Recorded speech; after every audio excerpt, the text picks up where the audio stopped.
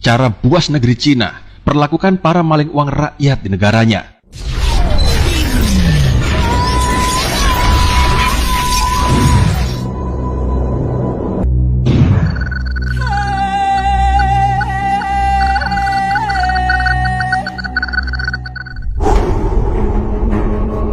Suatu fenomena yang dinamakan korupsi merupakan perilaku manusia yang menyimpang, yang dapat membahayakan masyarakat dan negara. Berbagai pendapat timbul tentang korupsi ini, dan berbagai pendapat juga timbul mengenai bagaimana cara yang paling efektif untuk memberantas masalah korupsi ini. Baik dimulai dari sanksi terendah hingga ke sanksi yang tertinggi, yaitu hukuman mati. Cina adalah salah satu negara di dunia ini yang mengatur hukuman mati terhadap pelaku tindak pidana korupsi. Cina menganggap bahwa pidana mati adalah salah satu cara yang paling efektif dalam memberantas maling uang rakyat ini. Dan di Cina, hukuman mati ini dilakukan dengan cara disuntik mati, disetrum, hingga ditembak mati. Berbagai pendapat timbul tentang sanksi pidana ini. Tentu, pendapat itu tidak sama, tergantung dari sudut mana orang itu meninjaunya. Tapi pada umumnya, semua pasti berpendapat bahwa korupsi harus diberantas demi pembangunan dan kesejahteraan sebuah negara. Memang, salah satu penyebab dari suatu tindak pidana korupsi bisa diakibatkan dari adanya celah dari sebuah kebijakan di dalam pemerintahan. Di negeri Cina, korupsi merupakan salah satu tantangan politik dan ekonomi terbesar yang dihadapi oleh Cina di abad ke-21. Korupsi dianggap sebagai salah satu masalah paling besar yang dihadapi Cina saat ini.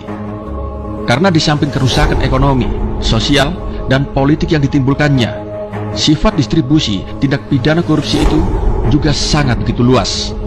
Cina berusaha keras untuk memerangi korupsi di negerinya.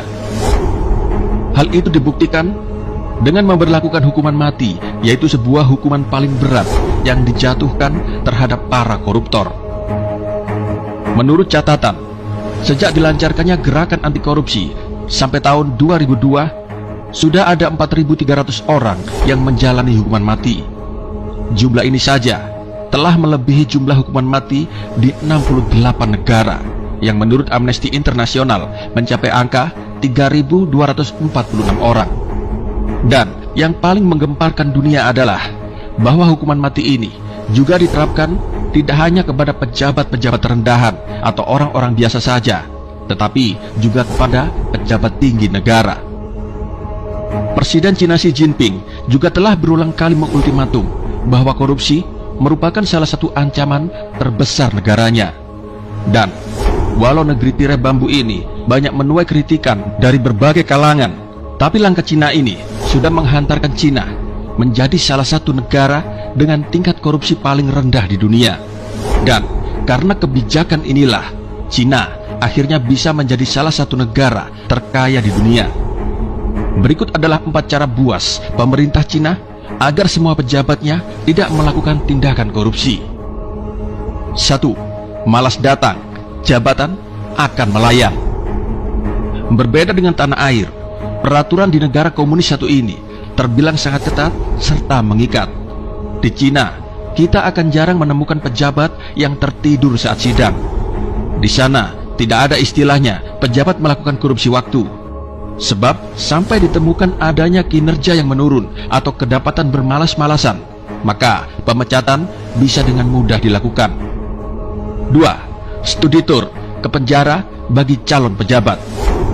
Satu hal yang unik dari negara tirai bambu ini, setiap calon pejabat yang hendak memulai tugasnya akan mendapatkan kunjungan ke penjara. Aturan tersebut adalah wajib hukumnya, agar calon pejabat tahu bagaimana keadaan para perampok uang rakyat yang menderita di penjara. 3. Menjadi seorang pejabat sama dengan menjadi melarat. Aturan selanjutnya di Cina untuk memberantas korupsi perlu diacungi jempol. Jika di Indonesia para pejabat mendapat fasilitas super mewah, berbeda dengan Cina yang malah tidak diberikan fasilitas apapun. Aturan wajib di sana yaitu pejabat dilarang hidup mewah, mulai dari pemakaman seadanya hingga anggaran yang dibatasi. 4. Berani korupsi, nyawa taruhannya. Sudah menjadi rahasia umum bahwa Cina memberlakukan hukuman mati bagi para perampok uang rakyat.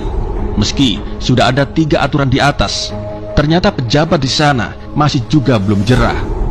Oleh sebab itu, pemerintah Cina memberlakukan aturan ini. Eksekusi mati pun dilakukan dengan berbagai cara, mulai dari ditembak, digantung, hingga disuntik mati. Anda pemerintah Indonesia juga mau mengikuti jejak kebijakan negara Cina ini. Penulis yakin Indonesia akan lebih cepat menjadi negara adidaya, bukan hanya dalam sektor ekonomi, tapi adidaya dalam semua lini. Bagaimana pendapat Anda tentang hukuman mati yang diterapkan negeri Cina ini? Tulis jawaban Anda di kolom komentar. Salam Jokowi tambah periode, salam NKRI, dan salam dari rakyat jelata.